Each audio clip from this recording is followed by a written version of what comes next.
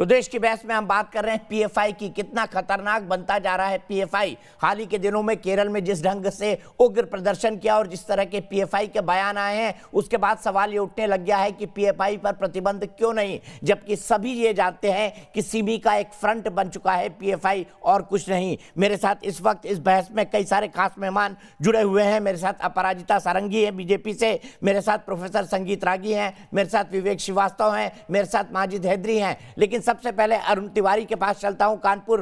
अरुण, क्या कहना चाहेंगे पीएफआई के बारे में?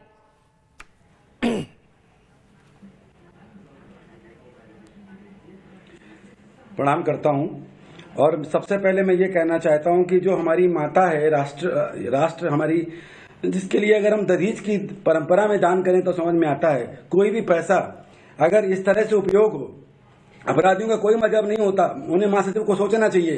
तबाही करने वालों का मकसद सिर्फ तबाही है।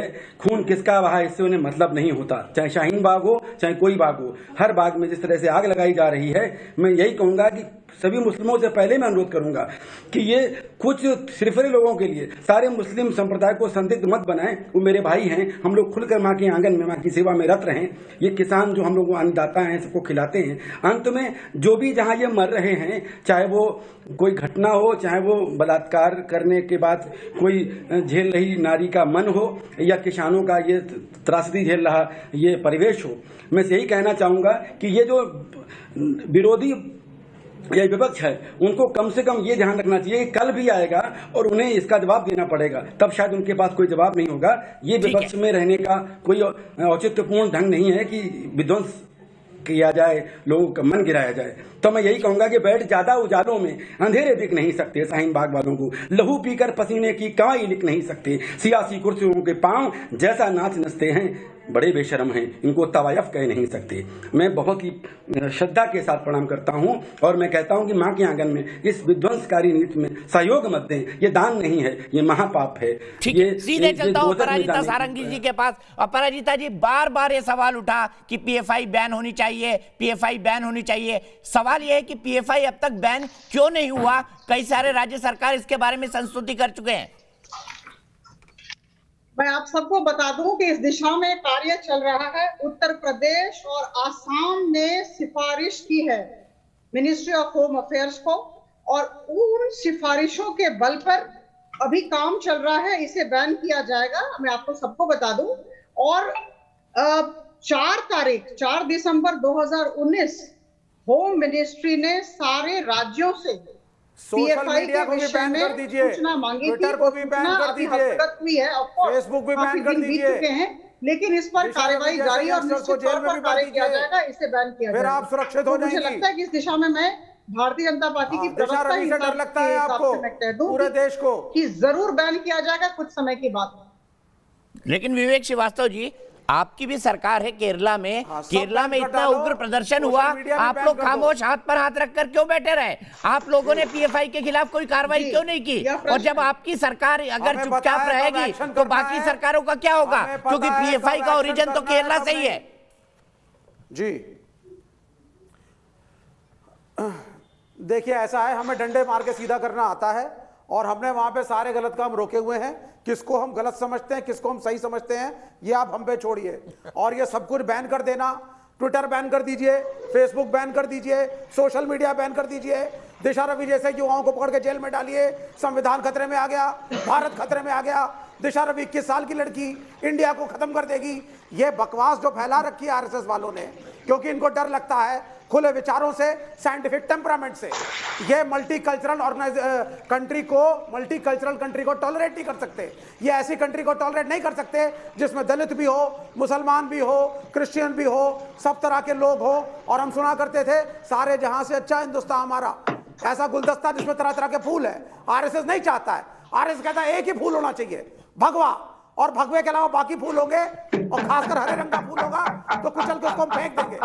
पीएफआई को आपको बैन करना है, पीएफआई गलत है, करिए, लेकिन आप इस देश के मुसलमानों को टारगेट कम से कम ना करें।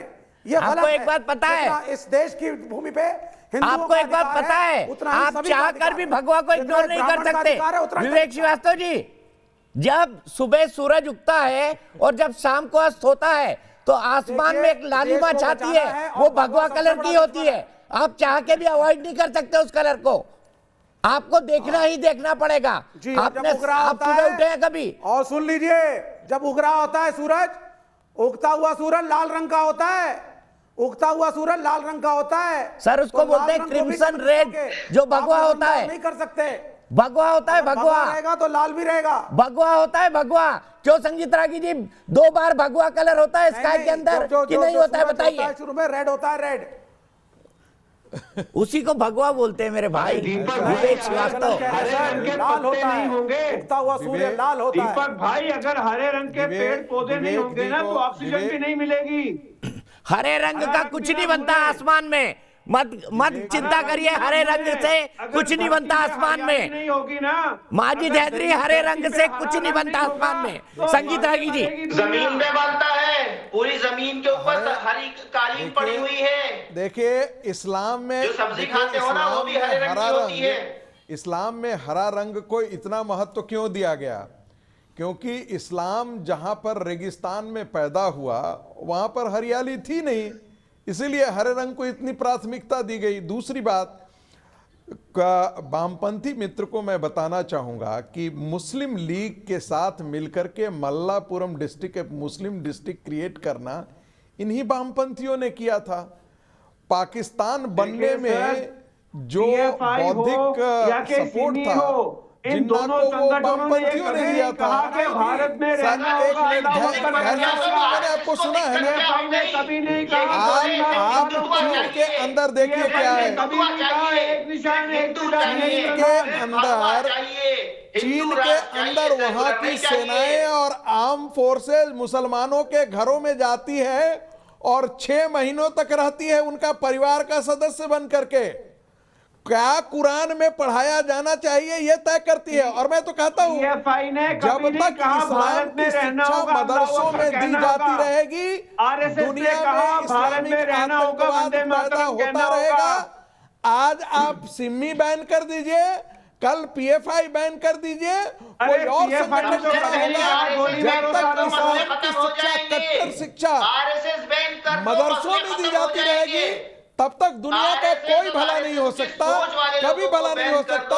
यही कारण है दुनिया के 80-87% के आसपास जितने भी एथनिक कॉन्फ्लिक्ट्स हैं, जितने भी एथनिक कॉन्फ्लिक्ट्स हैं, उसका एक हिस्सा इस्लाम है। सेक्युलर भारत का सबसे ज्यादा और ठीक है, मैं सीधे चलता हूं अभिषेक मिश्रा के पास। दिल्ली मेरे एक दर्शक जुड़ गए हैं। अभिषेक, क्या कहेंगे पीएफआई के बारे में? मैं ये कहना चाहूंगा, जितने लोग पीएफआई के बैनर तले विचारों की स्वतंत्रता चाहते हैं, उनको बोलिए पाकिस्तान जाएं और विचारों की स्वतंत्रता चलाएं। हरे झंडे को पूरी तरीके से फलने फूलने का मौका वो उस जगह पे दे जहां पर एक सिंगल यूनिट चल रही है। आज हिंदुस्तान के अंदर जिस भगवा को ये बैन करने की बात करते हैं, वो 100 साल से जमीन पर अथक संघर्ष करके एक देश को पटरी पर लाने का काम किया है। पिछले 6 वर्षों से देश में एक वैचारिक स्वतंत्रता आई है। अदरवाइज हम यही देखते रहे हैं कि हर जगह हर प्लेस पर कहीं पर जाते हैं, अगर आप भगवा की बात करते हैं तो आप क्रिमिनल हैं, और अगर आप हरे रंग की बात करते हैं तो आप सेकुलर हैं। बिल्कुल सही कहा आपने। देश का हर वो कोना जहां पर आप हरा झंडा उठाते हैं, सारी देश विरोधी ताकतें, पीएफआई या कोई भी आई, देश की स्वतंत्रता से पहले से लेके आज तक दीपक जी, जहां पर भी हरा झंडा या सेकुलर की बात करते हैं, देश को कश्मीर से लेके और कन्याकुमारी तक आप देख लीजिए, ठीक है, जहां देश विरोधी तत्व होंगे। आप ही का सवाल ले जाता हूं मुजब्बिर के पास। मुजब्बिर, आपको एडवाइस दे रहे हैं कि अगर ज्यादा वैचारिक स्वतंत्रता चाहिए आपको तो पाकिस्तान चले जाएं। मेरे एक दर्शक ही एडवाइस दे रहे हैं। वैचारिक स्वतंत्रता, यहाँ ट्विटर करने पे लोग पकड़े जा रहे हैं, फेसबुक लाइक करने पे लोग पकड़े जा रहे हैं। ये जो सज्जन थे, ये भक्त थे, इनको मेरा प्रणाम करिएगा। ये हो क्या रहा है और कह क्या रहे हैं? तो पाकिस्तान कब जाएंगे आप? जिनको हिंदुत्व चाहिए वो पाकिस्तान जाए, लड़ ले जाके, पाकिस्तान को हरा के वहां भगवा झंडा फहराएं, हमें कोई दिक्कत नहीं होगी। हम हिंदुस्तान में रहेंगे, यहाँ भगवा नहीं चलेगा। आरएसएस बैन होगी और बैन करके रहेंगे, देश विरोधी हर संस्था को बैन करके रहेंगे। चलिए, दिन में जितने सपने देखना चाहे देख सकते हैं, सपने देखने पर कोई पाबंदी नहीं है। मैं अपने तमाम गेस्ट को शुक्रिया करूंगा और चलते चलते बता दूं 94% लोग कहते हैं कि पीएफआई को बैन होना चाहिए। हमारी इस खास पेशकश में इतना ही, लेकिन न्यूज नेशन एक ऐसा चैनल है जहां पर खबरों का सिलसिला कभी नहीं थमता।